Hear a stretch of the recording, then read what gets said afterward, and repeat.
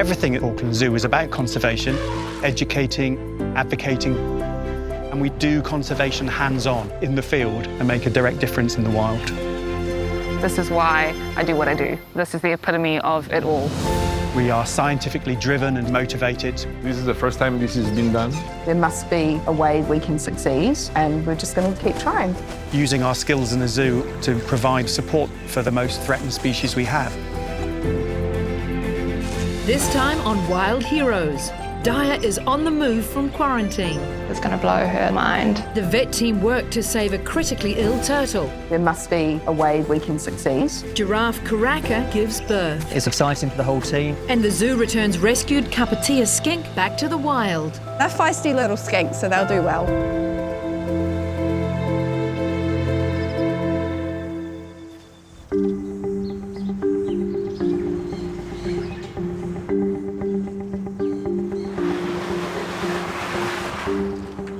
Goodness. Right, let's get this one outside. Okay. Yep. This turtle's come from Rapiro Beach in Auckland. We got a report early this morning saying that a member of the public had found it on the beach. We responded. Still with us. She's got an extraordinary amount of algae on her head. Should we get you a little bit warmed up and see if I can figure out why you're here? This patient's an Olive Ridley. Unfortunately, with Olive Ridley's, in the last 8 or 9 years that we've been involved in sea turtle rescue and rehab, only one has ever survived beyond 72 hours. Previously, we followed our normal routine hospitalisation and stabilisation protocol. 27.5. We're going to try something very different now. We're going to give fluid therapy. We're going to try warming him up more quickly. And we're doing a wide array of blood tests to try and understand more about the metabolic processes that are going on. Straight onto the front. There's no good saying we've not had success with this species and just giving up. There must be a way we can succeed. We're just going to keep trying. If we don't try and if we don't take data and we don't learn, then none will ever survive.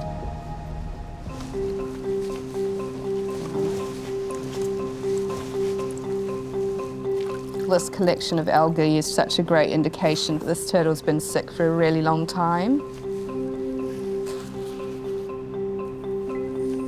Turtles don't have obvious veins. We can't see them externally. We know the landmarks. Okay. Great. This turtle is so cold. She's 14.5 degrees. She should be up in the 20s, and that tends to shut down their circulatory system. Okay.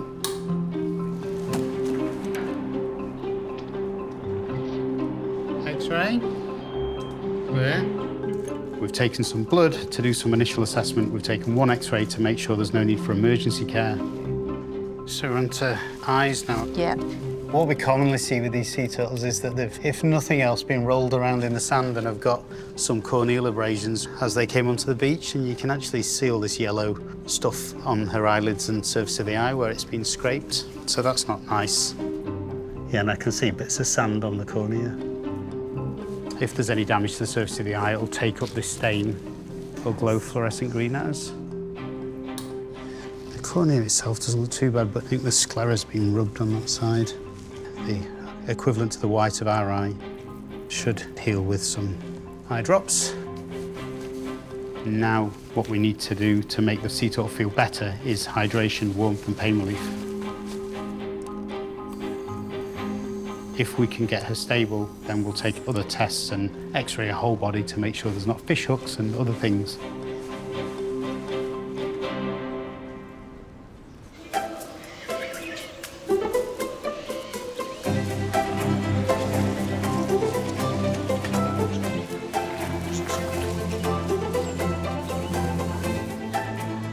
Daya is our new female orangutan at Auckland Zoo from Auckland Zoo in the Netherlands.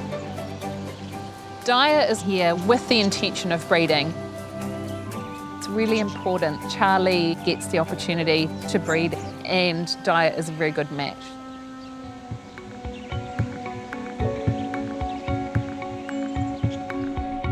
Today we're going to move Daya to the high canopy habitat inside area. cannot wait for Daya to be interacting with Barmy, making the most of the environment that we've built for them. It's such a fantastic facility, it's such a great space, and we know that she's going to thrive there. Grace is giving her some medication to keep her nice and calm so that she can be anaesthetised. While Daya's under anaesthetic, the vet team are going to do a full physical health check, and then we'll take her to the high canopy habitat inside area. There is some degree of risk every time you anaesthetise an animal. She is quite highly strung. That can make anaesthetics a little bit trickier. We've got an amazing, highly experienced vet team that are going to go in, do their thing very quickly, minimise the stress. We need to get its weight.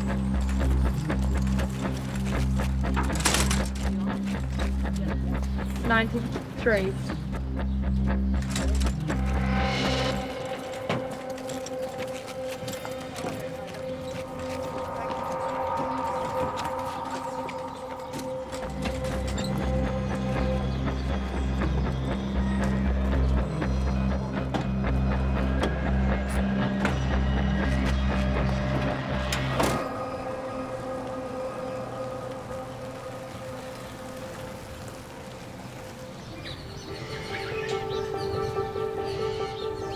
The move with Daya today went really well.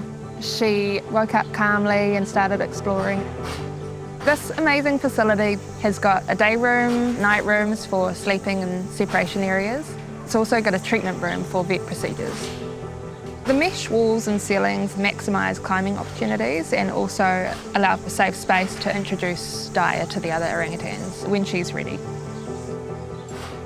We want to see confident body language, eye contact, indication that she wants to be near them. There's a lot of work, a lot of research and a lot of science behind this process.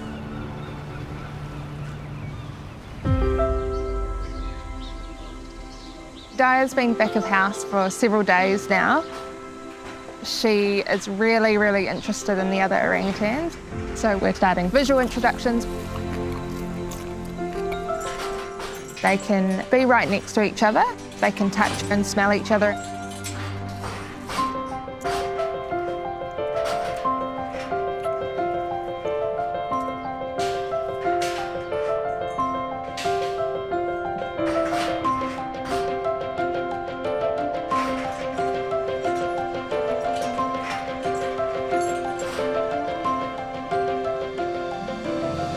Barmy was very interested in her. She let him touch her. She was holding his hand. Malua was watching, making sure everything was all good.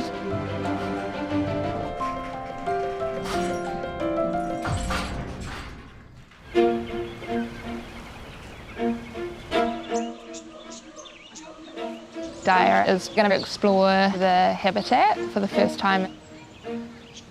We've put the other orangutans in the adjoining habitat so they can see each other. She's quite a sensitive, cautious animal. It's hard to know what she's going to do.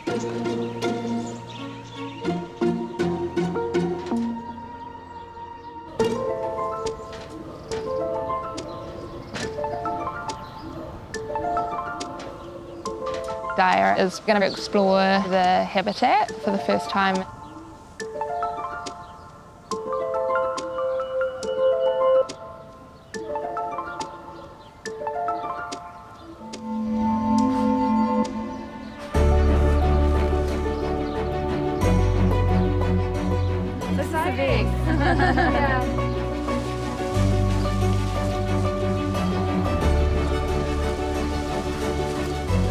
This step is all about making sure that she's comfortable in all of the spaces.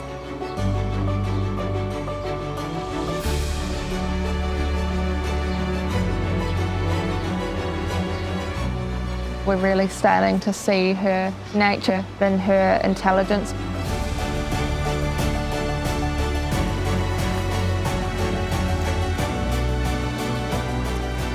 It's going to be really exciting seeing them all together as a group.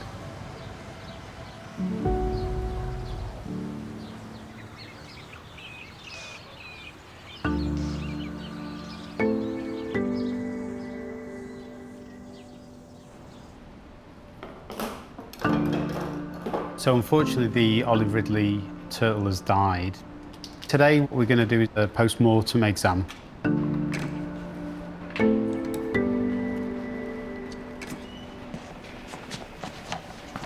put it down there and then lift the whole body. Is that going to work? Yeah. 1, 2,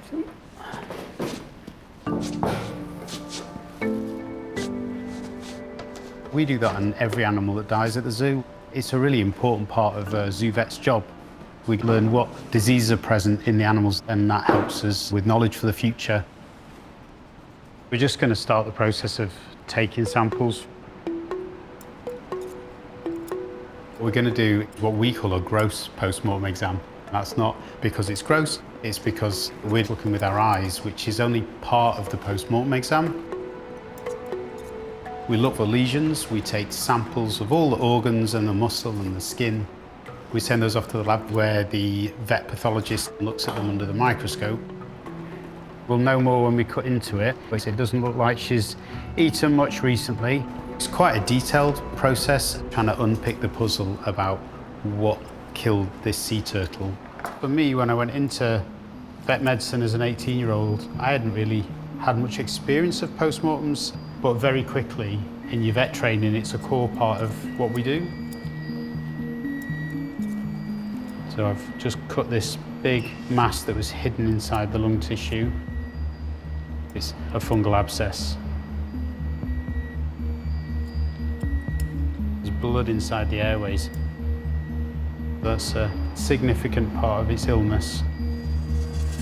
Doing post-mortem exams is often the only way we know clearly what animals have died of, and only by understanding what they're dying of can we hope to prevent it or treat it more successfully in the future.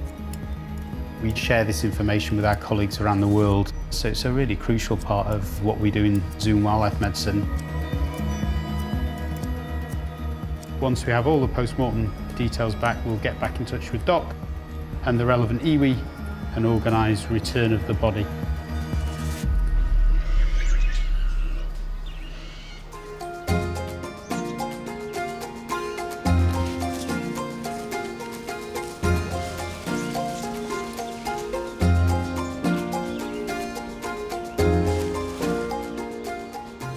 The giraffe here at Auckland Zoo are part of the Australasian breeding programme. It's very important for them to breed so we can maintain a diversity within the species here and throughout Australasia as a whole. Kaka's currently pregnant. We are expecting a young calf quite soon. She's quite far along in her pregnancy. Within the herd currently, she's a little bit, I suppose, more standoffish if there's too many giraffe around. Having that big belly and so much more weight, she's just got to be a bit careful about the way she moves around. She's still being a lovely mum to little Jabali, Kaka's last calf.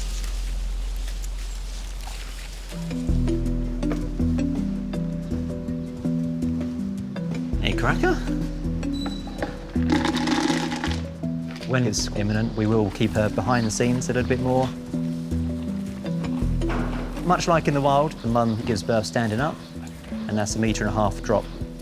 That's kind of allowing the mum to look around, see if there's any predators, assess the situation. So we make sure we have a nice thick substrate of wood chip. And also we want the youngster to be able to stand up and hopefully within an hour or so start suckling for a mum.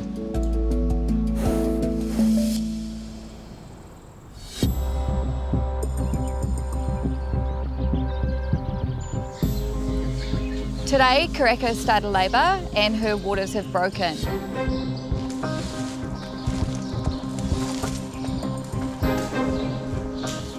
With every birth, there is always an element of risk.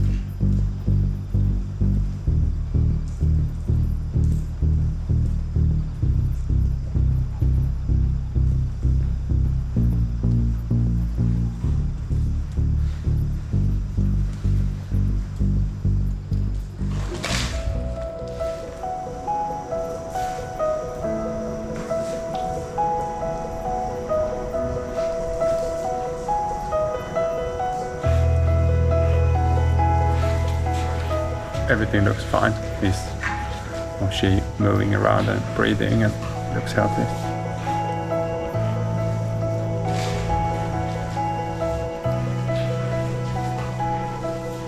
Last night, a healthy baby girl giraffe calf arrived in the world. She was born at about 9:20. She's doing super well. We're really excited, tired, but excited. She looks like her dad. Billy's got this overhanging lip and she's got the same thing. Their ossicones are really dark and fluffy at the top. We'll let mum and the calf bond for a couple of days. We're monitoring the baby, making sure that she's able to walk properly. We need to make sure she is attaching to those nipples perfectly. For the team, this is incredible.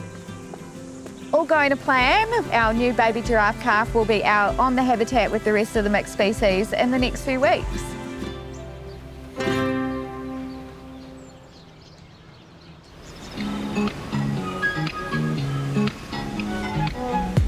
Carpeta skink is one of a bunch of little brown skinks from the west coast.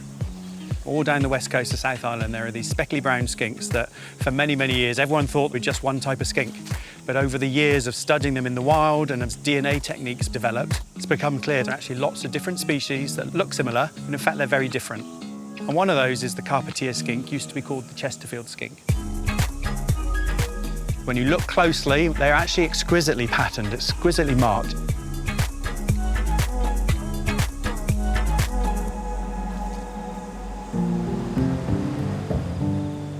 Having been recognised as a different species back in the 90s, Doc started working in the field in 2015 or so.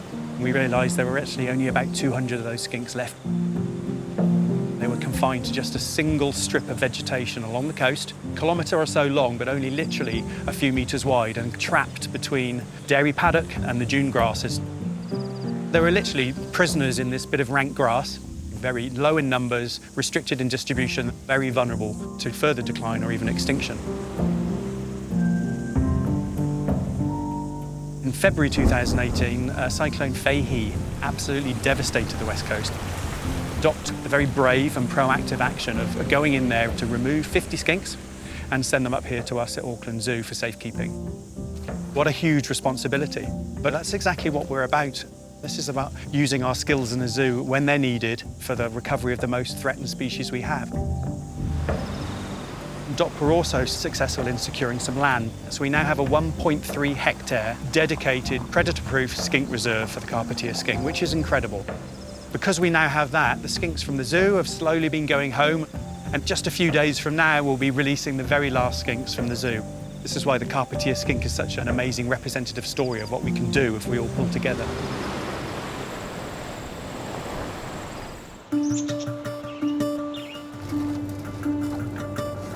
How did I miss you there? Hey, little one. This is one of the smaller ones, actually. Yeah, he was the smallest. Yeah. So we've already done our pre-export health checks on our Carpeta skinks that are heading off to the reserve. We're just prepping them for transport today. In you go, buddy. They're all hiding today. There he is. I've looked after these guys since they arrived at the zoo in 2018. And this will be my first time getting to release skinks to the wild. It's really exciting. They'll be next to us on the plane down to Kokatika, then to the release site where we'll be met by Doc and also some zoo staff.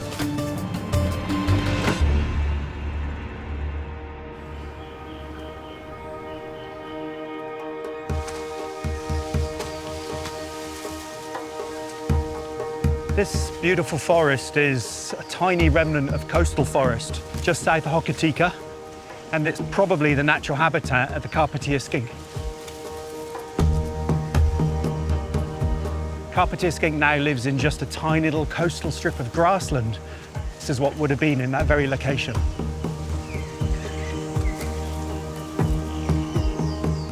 skink has a prehensile tail, this gripping tail, which suggested it was a climbing skink. Chances are it lived in the low shrubs, climbing up on fallen tree trunks and hunting for native fruits. It's hard to imagine what pre-human settlement New Zealand would have been like from a reptile point of view. Everyone thinks of New Zealand and birds, but in fact New Zealand is a land of lizards. There are more lizard species here than bird species. Several hundred years ago, I'm sure this place would have been absolutely teeming in lizards.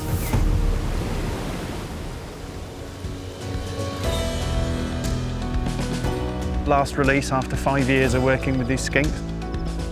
Quite a monumental moment for this project and for us as keepers in the zoo. It's a bittersweet day, really, because we love being involved in this project and we hope to stay involved. This is not the solution for Carpeta skinks in the long term. This is a 1.3 hectare predator-proof fenced reserve. The long-term solution is broad-scale predator control and habitat restoration. See how thick this grass is? I know. They certainly won't suffer from dehydration. No. They won't have any trouble adapting to this environment. It's crawling with invertebrate food. It's nice and humid and protected. It's been more impactful than I expected, letting them go, disappear off into the grass to survive. But this is the life they should have. And they're feisty little skinks, so they'll do well. The lizards of New Zealand fly under the radar. Most people are not aware of this diversity of these cryptic little animals just about surviving. So to be able to do something meaningful to help to preserve one of these species is really important. Next time on Wild Heroes, an injured flamingo is rushed to the vet hospital. I just knew straight away that there was something wrong. Asian elephant Burma gets important health treatments. And the zoo team travel to Rarotonga on vital wild work. It's a brand new environment, brand new species to work with. That's really exciting.